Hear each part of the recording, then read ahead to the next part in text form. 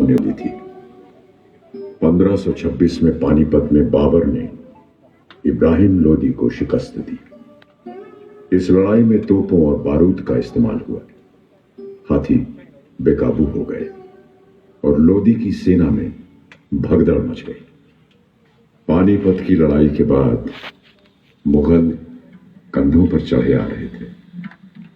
दाईं तरफ से पीछे मुड़ के देखें तो उनकी तोपें दिखाई भी देंगी और सुनाई भी देंगी। बाबर के हौसले बुलंद थे। उधर मेवाड़ के राणा सांगा और आमेर के राजा पृथ्वीराज सहित कई राजपूत राजाओं को भारी संकट की आहट सुनाई दे रही थी। 17 मार्च 1527 में राजपूत और मुगल फौजें खानवा के मैदान जंग में आमने सामने हुई। राजपूतों की विशाल सेना को देखकर और उनकी वीरता के बारे में सुनकर बाबर चिंता में पड़ गए, लेकिन उनकी सूझबूझ और अंतिम युद्ध की ललकार से उनकी सेना का मनोबल बढ़ा। फतेह बाबर की हुई और मुगलिया बादशाहत की नींव पड़ी।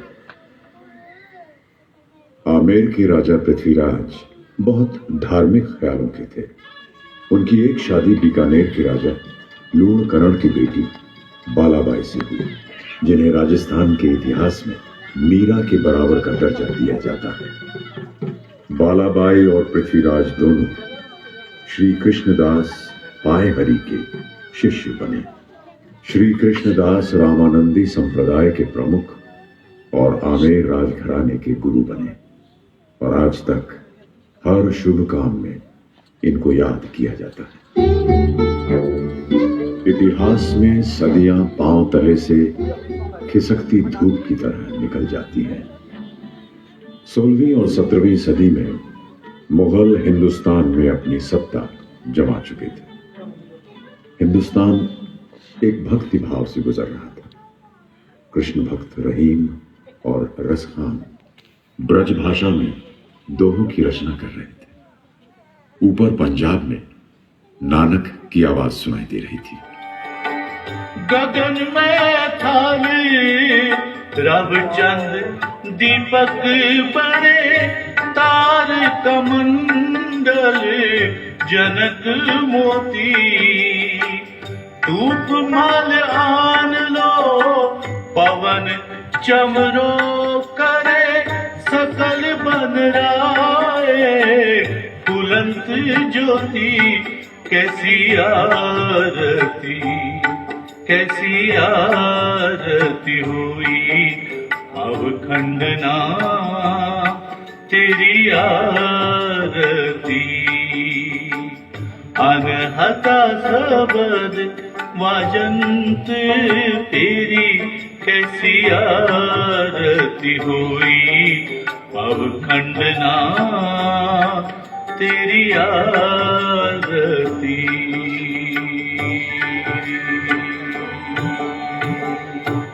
बनारस में तुलसीदास रामचरितमानस की रचना कर रहे थे।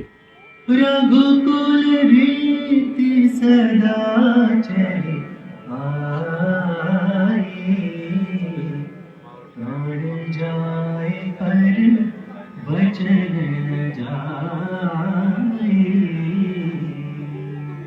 राजस्थान में रविदास और मीरा का एक तारा गूंज रहा था।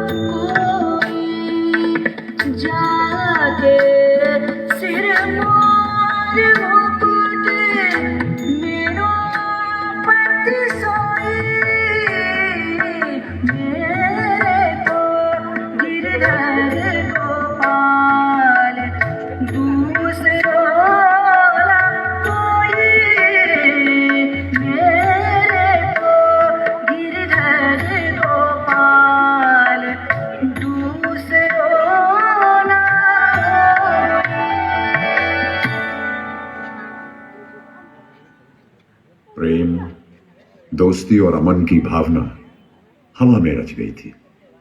सियासत में भी दोस्ती और समझौतों की आवाज सुनाई दे रही थी। खाना जंगी रोकने का यही एक तरीका था। ख्वाजा जी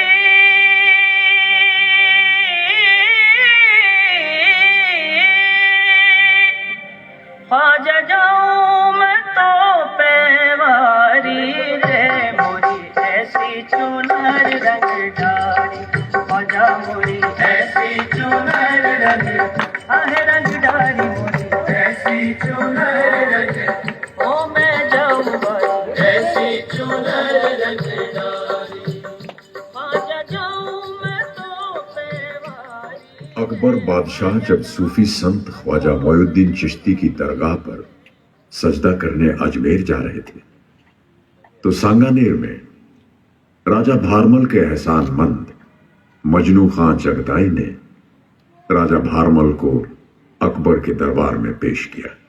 जहां पना ये आमेर के राजा भारमल हैं, राजपूतों में कछवाहा कौम के मुखिया सरदार, तहजीब याफ्ता, नेक, बहादुर, अदब परस्त इंसान हैं।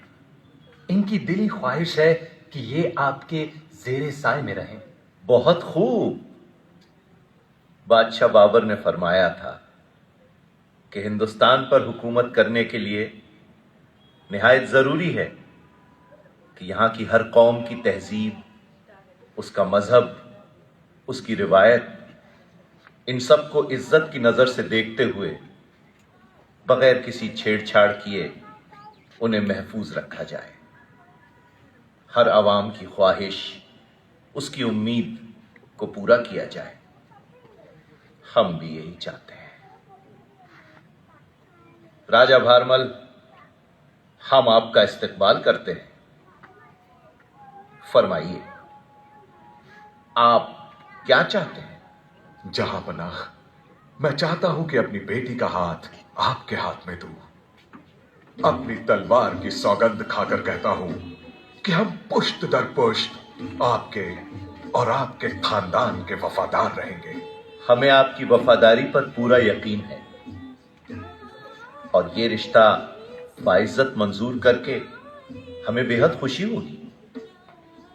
आपकी बेटी हिंदुस्तान की मलिका आजम होंगी और उनका खिताब मरियम उज़ ज़मानी होगा।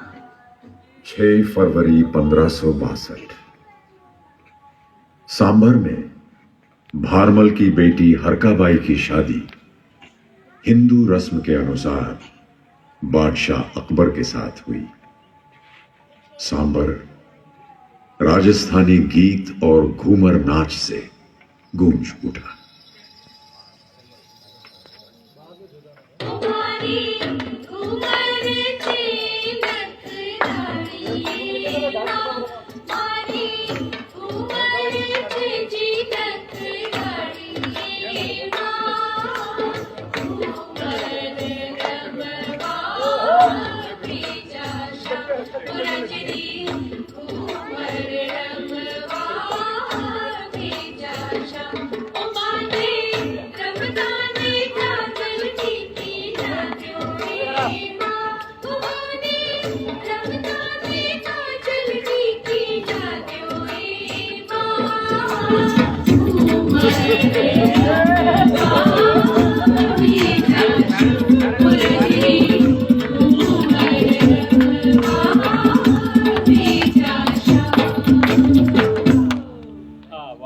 बाबर ने जिस गंगा जमनी तहजीब का जिक्र अपनी वसीयत में किया था, बादशाह अकबर ने उसे बखूबी अंजाम दिया।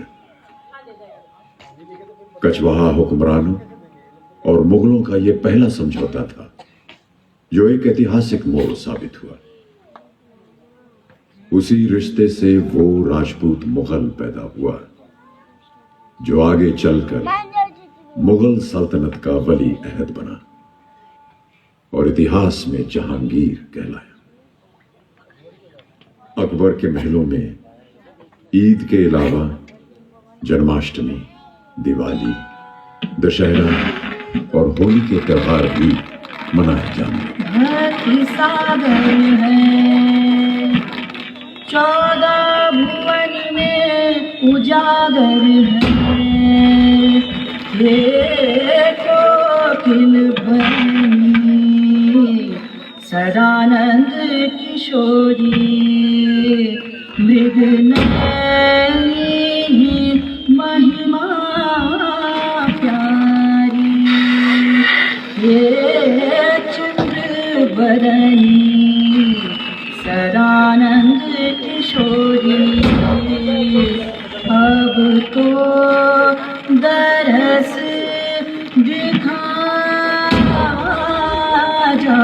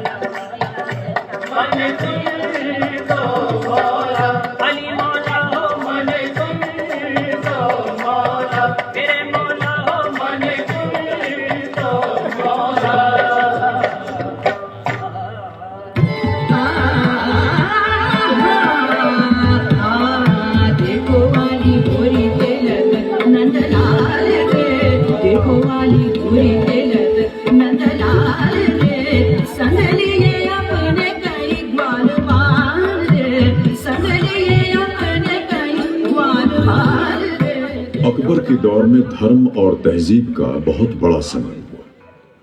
अकबर सांगानेर से जाते हुए राजा भारमल के पोते मानसिंह को साथ ले गए।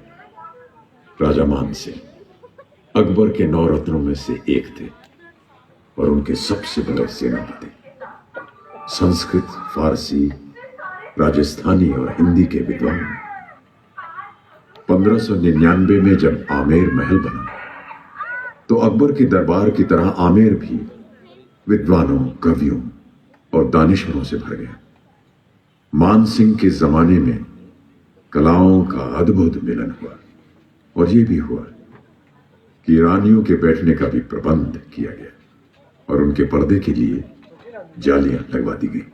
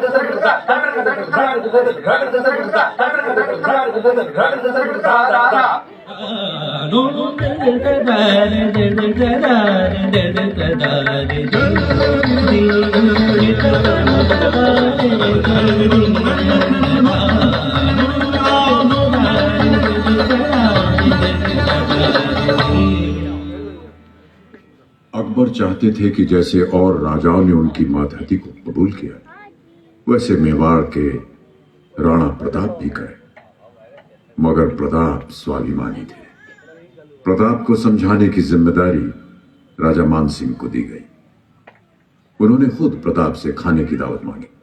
यह बात गैर मामूली थी, असाधारण थी। प्रताप ने यह आग्रह मंजूर तो कर लिया, क्योंकि घर आए मेहमान की पेशकश को अस्वीकार करना राजपूती शान के खिलाफ था। लेकिन भोजन पर उनके साथ बैठकर खाने से इनकार कर दिया और सरदर्द का बहाना कर लिया। राजा मानसिंह समझते थे। वो भोजन से खड़े हो गए और कहा, हम उनके सरदर्द की दवा तो कर सके हैं, लेकिन इस बददिमागी का इलाज हमारे पास है को नहीं। मेहमान नवाजी नहीं जानते तो थाली परोसकर अपनी मेजबानी की इज्जत तो रख सके हैं।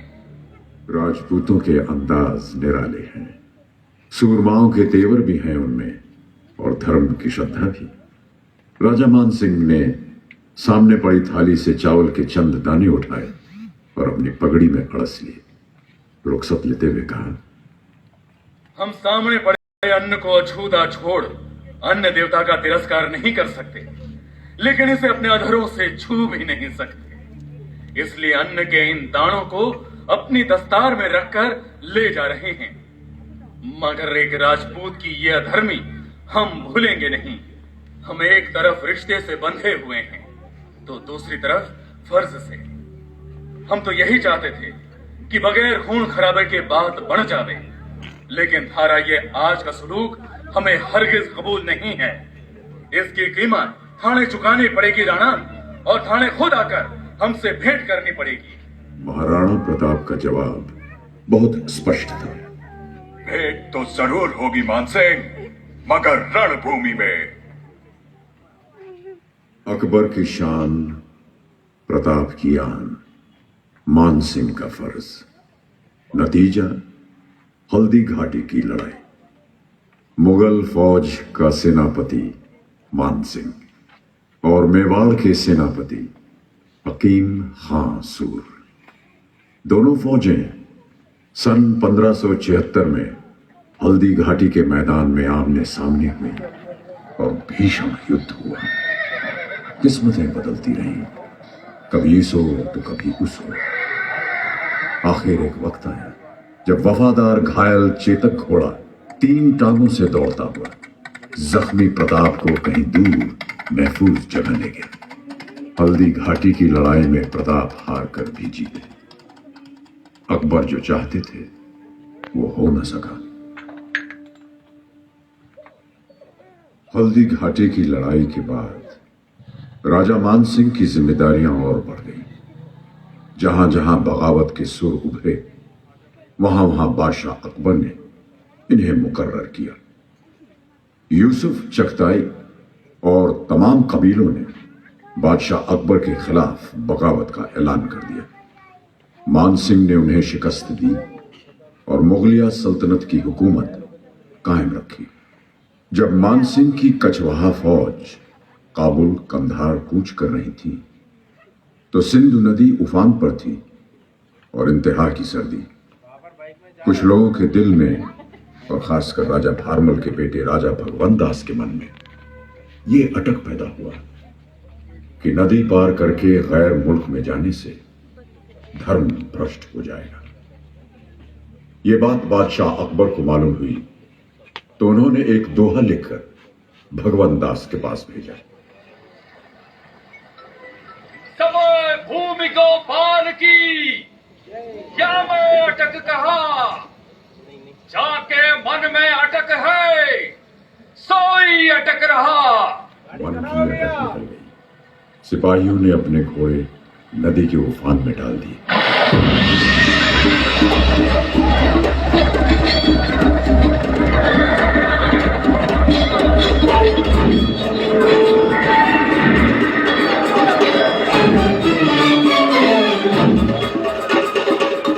जंग लंबी थी। राजा मान सिंह को 6 साल लगे फतेह हासिल करने में। फतेह के बाद चौमू सामोद के ठाकुर मनोहर दास ने अफरीदी, रोशनिया, यूसुफजई, तारिकी और गौरी कबीलों के अलग अलग रंग के झंडों को मिलाकर राजा मान सिंह को सौंप दिया, जिससे आमेर का अपना पंचरंगी झंडा बना।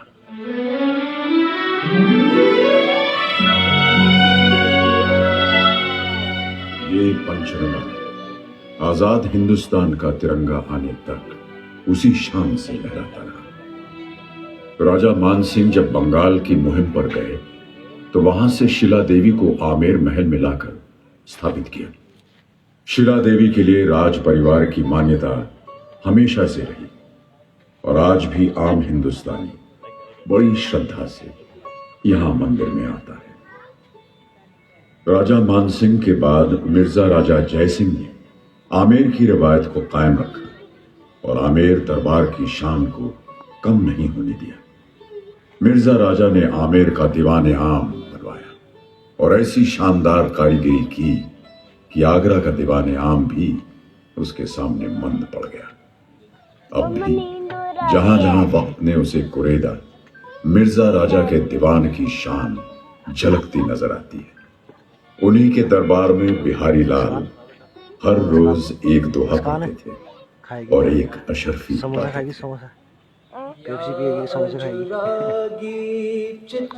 पेप्सी पिएगी, समोसा खाएगी। गति समझे नहीं कोई, किससे लाए? जो जो खाएगी क्या? बूढ़े मैं शाम पूछ रही हूँ कहाँ से लाओगे?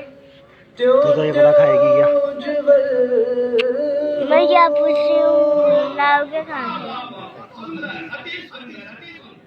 नहीं पराग नहीं मधुर मधु, नहीं विकास इही काल, अली कली ही सौ बंधो, आगे कौन हवाल। पापा नींद आ रही है, नींद आ रही है। खाना नहीं खाएगा?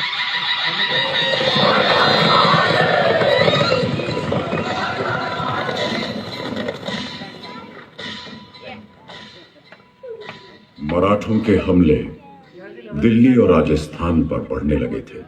जब औरंगजेब की हुकूमत शिवाजी को पकड़ने में नाकामयाब हुई तो औरंगजेब ने 1665 में मिर्जा राजा जयसिंह को पुरंदर की मुहिम पर भेजा। मिर्जा राजा जयसिंह ने शिवाजी को चारों ओर से घेर लिया और सुलह करने पर मजबूर किया। शिवाजी और मुगल हुकूमत के बीच किलों का बंटवारा हुआ और यह तय हुआ कि शिवाजी औरंगजेब के दरबार में हाजिर होंगे। मिर्जा राजा जयसिंह ने शिवाजी को अपना वचन दिया कि किसी भी किस्म की परेशानी या खतरा अब थोड़ी देर में चलेंगे। उन्हें नहीं होने दिया जाएगा और औरंगजेब से अर्ज किया कि इस वचन को शाही फरमान में शाही मोहर के जरिए मंजूर किया जाए।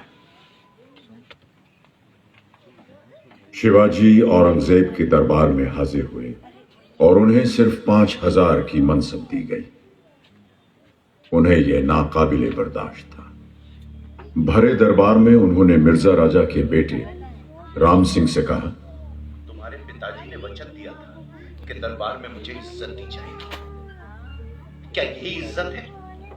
मेरे बेटे को, मेरे नौकर नेता को 5000 की मनसब और मुझे भी वही 5000 की मनसब, और जसवंत सिंह के नीचे मुझे खड़ा किया गया जिसे मैं कई बार लड़ाई में हरा चुका हूं। शिवाजी की आंखों में अंगारे फूट रहे थे। औरंगजेब ने राम सिंह से पूछा, राम सिंह, शिवाजी को क्या तकलीफ है? जहां पना कोई खास बात नहीं।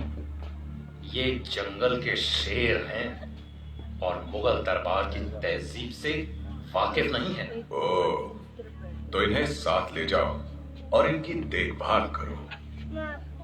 शिवाजी को बहुत समझाया मगर वो जिद पर अड़े रहे। कई दरबारियों ने उनके खिलाफ बादशाह को शिकायत की और यह तय हुआ कि शिवाजी की हत्या कर दी जाए। कुंवर राम सिंह को जब यह मालूम हुआ तो उन्होंने अपने पिता के वचन और राजपूती शान को निभाते हुए शिवाजी को आगरा से भाग जाने में मदद की। शिवाजी दौसा के रास्ते चंबल को पार कर एक साधु के भेष में जंगल दर जंगल फिरते हुए 12 सितंबर 1666 को रायगढ़ के किले में पहुंचे। उनकी मां जीजाबाई ने उनके छत्रपति होने का ऐलान किया। उनका राज तिलक हुआ और रायगढ़ का किला जाग उठा। औरंगजेब मिर्जा राजा जयसिंह से शिवाजी के कैद खाने से फरार होने की वजह से नाखुश थे, लेकिन आमेर के साथ ताल्लुकात अच्छे रखना उनके लिए जरूरी था। इसीलिए जब सन 1700 में मिर्जा राजा जयसिंह के पोते जयसिंह द्वितीय 12 साल की उम्र में गद्दी पर बैठे तो औरंगजेब ने 1500 जात, 1000 सवार की मनसब और राजा का खिताब अता फरमाया। जय सिंह ने सकरलाना और खुलना की मुहिम पर मुगलिया फौज के साथ बहादुरी दिखाई। जब औरंगजेब को यह मालूम हुआ तो खुश होकर जय सिंह के दोनों हाथ पकड़ लिए और कहा, अब तू मेरी गिरफ्त में है, बता तू क्या कर सकता है? जहां पना, मैं तो सब कुछ कर सकता हूं। शादी के समय जब मर्द औरत का एक हाथ पकड़ता है तो उसको बहुत कुछ इख्तियारात देता है। हुजूर ने तो मेरे दोनों हाथ पकड़ लिए। मैं सोचता हूं कि मुझे तमाम इख्तियारात मिल गए। इससे बढ़कर और क्या हो सकता है? सुभान अल्लाह, हम तुम्हारी हाजिर जवाबी से बहुत खुश हुए। तुम वाकई में औरों से सवा हो। राजस्थान के रेगिस्तान भी बड़े खूबसूरत हैं। मुसाफिरों के पांव जितने भी निशानों पर छोड़ जाएं, हवा के झोंके उन्हें पहुंच के रेत के टीलों से ऐसे साफ कर देते हैं जैसे वहां से कोई गुजरा ही नहीं। जैसे मरुस्थल करवट लेता है, इतिहास भी करवट ले रहा था। मुगलों का जोर कम पड़ रहा था और मराठों का बढ़ने लगा। इसीलिए जब सवाई जयसिंह द्वितीय ने आमेर की हुकूमत संभाली तो उन्होंने राजधानी आमेर के अलावा एक और महफूज जगह पर बदलने का इरादा कर लिया। 18 नवंबर 1727 को एक नए शहर की नींव डाली गई, जयपुर, और अपनी राजधानी आमेर से बदल ली।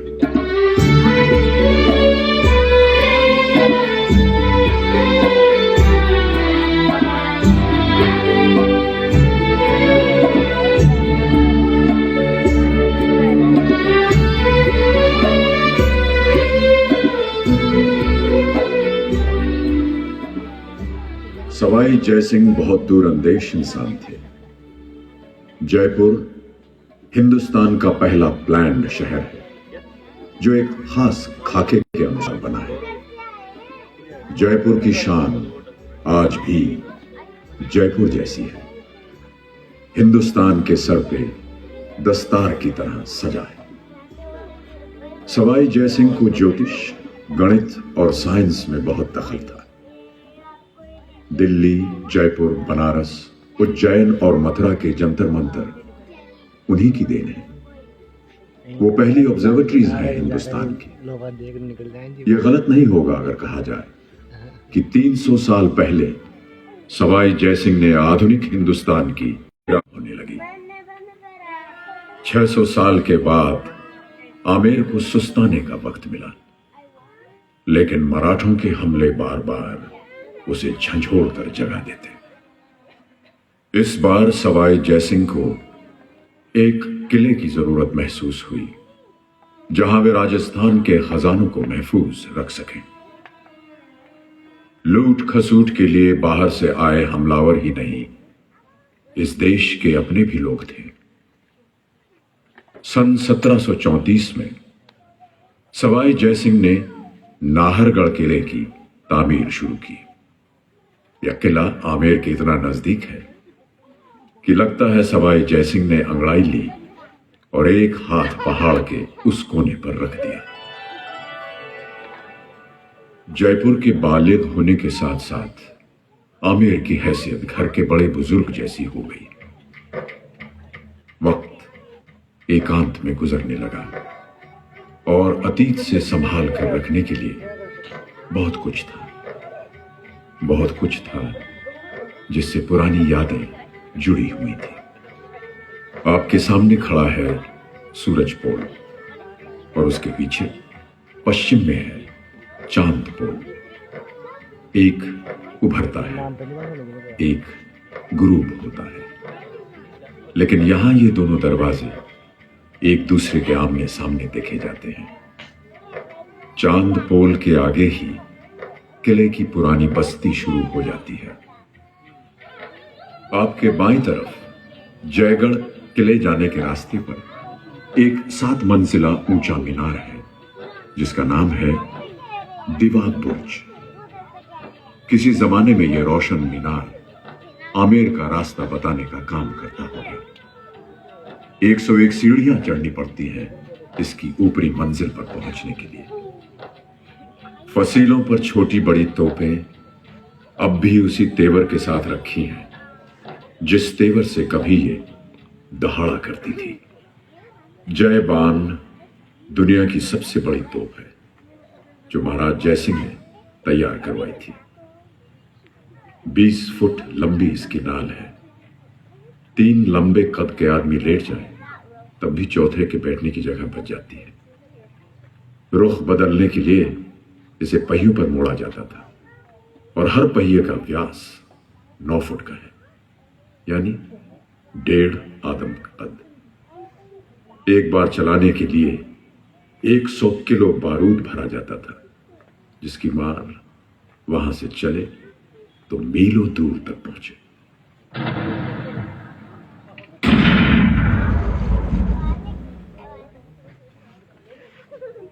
माजी को संभाले, अतीत को गले लगाए, आमेर तन्हाई में खोने लगा। गिरती दीवारों को गारा सीमेंट तो फिर लग जाता था, पर आती जाती बदलती सरकारों ने इसकी तन्हाई पर कोई गौर नहीं किया।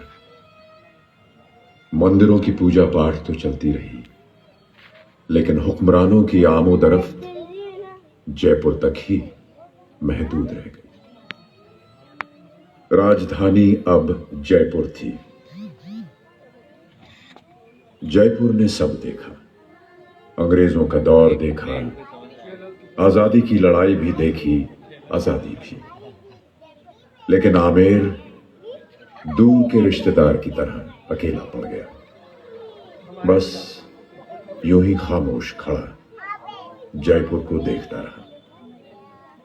जयपुर को हिंदुस्तान के सर पर दस्तार की तरह सजते देखा, लेकिन अपनी उदासी को कहां छुपाता। वक्त की बहुत गर्द गिरी सर पे। 2 सदियां गुजर गईं, हुक्मरान आए और चले गए। आखिरकार हिंदुस्तान में लोकतंत्र का दौर आया। आमेर फिर भी इंतजार करता रहा, कोई आएगा। कोई आया। सन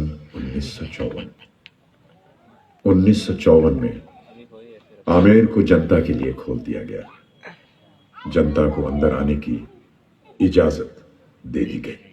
होंगे राजे राजकुंवर हम, बिगड़े दिल शहजादे, बिगड़े दिल शहजादे। हम सिंहासन पर जा बैठे, जब जब करे इरादे, जब जब करे इरादे। आमेर अब लोगों का था और लोग आमेर के। आमेर को आज भी याद आता होगा वो जमाना जब सुबह सुबह शिला माता के मंदिर में आरती की घंटियों और शंख की आवाज सुनाई देती थी। श्लोकों का पाठ, अकबरी मस्जिद से आजान। जहां बजता था शंख, वहां होती थी आजान भी। नक्कार खाने से शहनाई की भैरवी, वो दरबारियों की चहल पहल, हाथियों की चिंगाड़, वो घोड़ों का हिनहिनाना, वो चौकदार की आवाज, बाअदब, बामुलाहिजा होशियार सूर्यवंश आमेर नरेश महाराज मानसिंह जी पधार रहे हैं।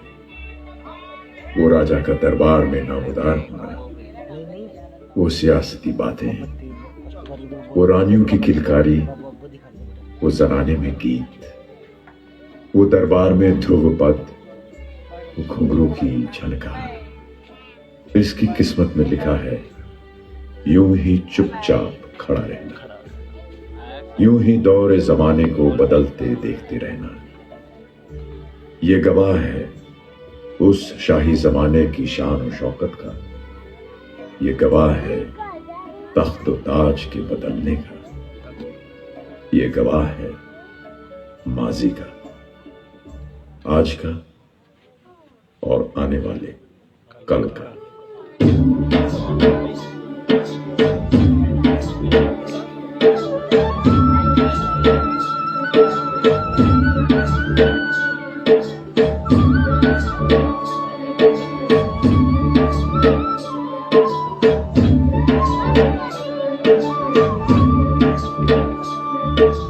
हिंदुस्तान की सतरंगी दस्तार है राजस्थान। हिंदुस्तान की सतरंगी दस्तार है राजस्थान। सदियों लंबा साफा इसका, सदियों लंबा साफा इसका, पंचरंगी पहचान।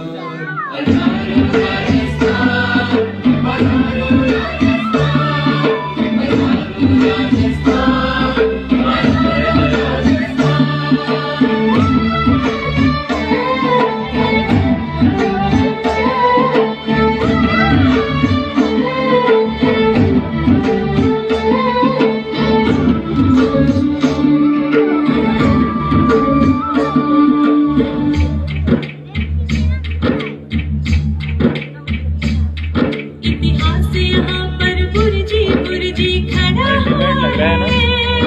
इतिहास यहाँ पर बुर्जी बुर्जी खड़ा हुआ है। आकाश पे इसके सूरज का दिन जड़ा हुआ है। रात को जब पुरवाइयाँ घर आंचल फेरती है। रात को जब पुरवाइयाँ घर आंचल फेरती है। करवट लेकर सो जाता है, ओ, करवट लेकर सो जाता है पूरा रेगिस्तान। बधारो राजस्थान, बधारो राजस्थान, बधारो राजस्थान, बधारो राजस्थान। हमारी कुंवरी चीरत रानी माँ, हमारी कुंवरी चीरत रानी माँ। कुंवर रमगाड़ी जा रजनी, कुंवर रमगाड़ी जा।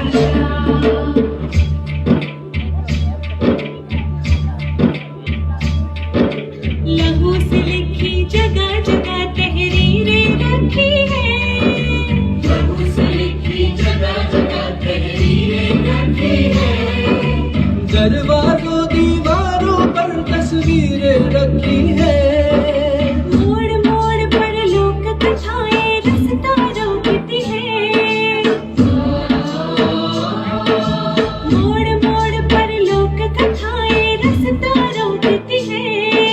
पोथी खोलो तो खुलते हैं, हो, पोथी खोलो तो खुलते हैं वीरों के बलिदान। बधारो राजस्थान, बधारो राजस्थान, बधारो राजस्थान, बधारो राजस्थान। हिंदुस्तान की सतरंगी दस्तार है राजस्थान। सदियों लंबा साफा इसका, सदियों लंबा साफा इसका, पंचरंगी पहचान। बधारो राजस्थान, बधारो राजस्थान, बधारो राजस्थान,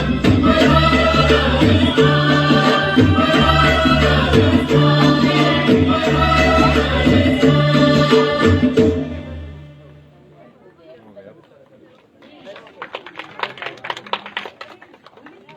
लाइट साउंड शो नहीं बहुत अच्छा था।